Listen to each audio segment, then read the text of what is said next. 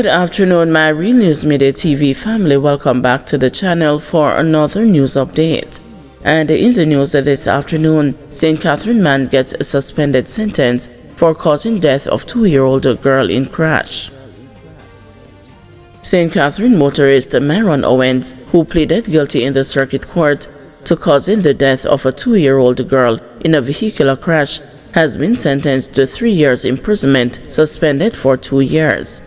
In handing down sentence on Thursday, Justice Bertram Morrison noted that the community report stated that Owens was not illiterate, yet he was the holder of a driver's license at the time of the incident.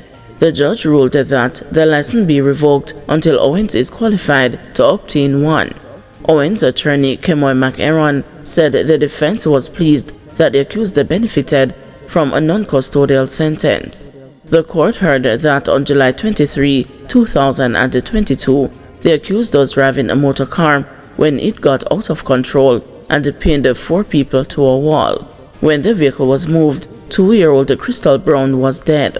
The others were hospitalized. An investigation by the St. Catherine Traffic Department resulted in Owens being charged with manslaughter, but he subsequently pleaded guilty to causing death by dangerous driving.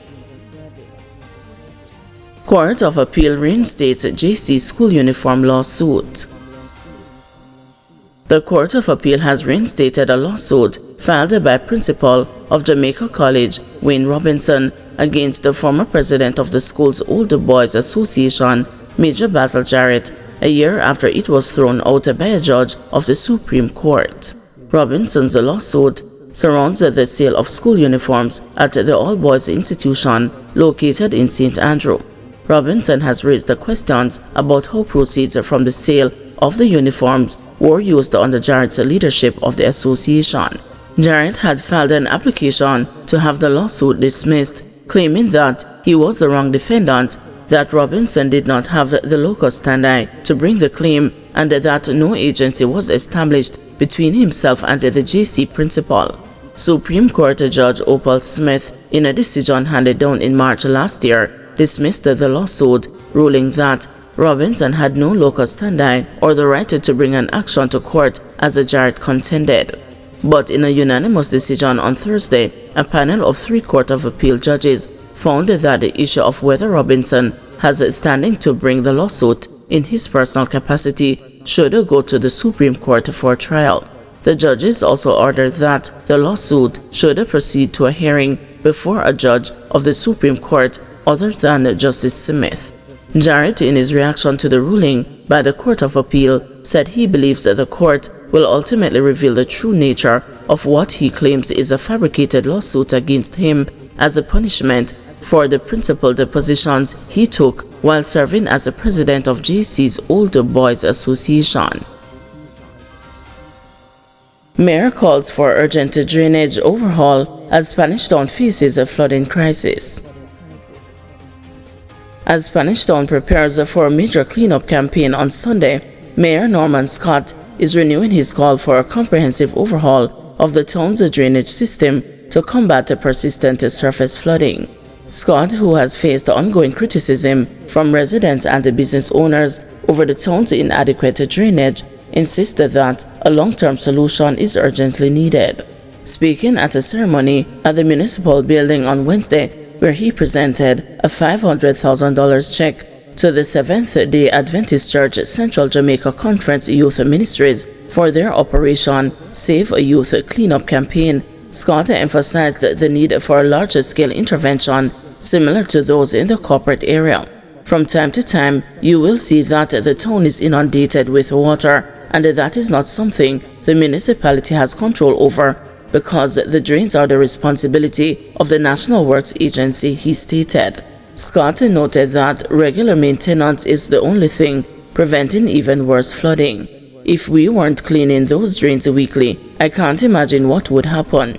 We have to continuously clear areas like Wellington Street, Cumberland Avenue, Burke Road, and the French Street to prevent silt buildup, which contributes to surface flooding whenever it rains, he added.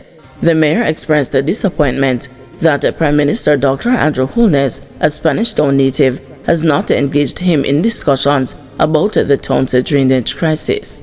I initiated a meeting with the Prime Minister to discuss this issue and other problems. While some road improvements have resulted from our discussions, I would have hoped he would have sent his team to meet with us and assess the drainage situation, Scott said. A previous estimate for a proper drainage system in Spanish Town was $35 million, but Scott believes the cost would now be in the billions. He proposed a multifaceted approach to channeling water from Wellington Street, Burke Road, and Oxford Road into the Rio Cobre.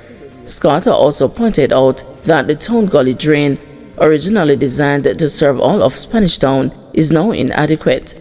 He criticized a proposed drainage fix by the NWA near the Green Acres police station and vowed to scrutinize any new housing developments in the area before granting permits. Unless there is a comprehensive realignment of the drainage system that cannot accommodate stormwater from Kingston Town, I cannot approve such a permit, Scott declared. St. James reporting improved response time, resulting in greater success in crime control. The St. James police are reporting significant improvements in the time it takes for them to respond to incidents. Senior Superintendent Aaron Samuels, commanding officer for the division, pointed to the foiling of a robbery at a supermarket on Church Street in Montego Bay earlier this month as evidence of the improved response time. 2 policemen were wounded in that incident. Superintendent Samuels said the police have also been paying special attention to traffic management in the city. And if you recognize the incidents that have occurred, our response time is way below 5 minutes. In fact, for the incident in the township, within seconds, we had that team responding. Unfortunately, officers got injured, but fortunately, a unit was there within less than a minute to bring those persons to the hospital to save the lives of those officers. So I believe that we are far advanced in terms of how we are operating in terms of the traffic, movement of traffic. And I can tell you that we will continue to ensure that leading up to our big events like the Sunfest and others, we will ensure that the traffic continues to move very smoothly in the parish. Guys, thank you for watching. See you this evening at 6 p.m. for another news update.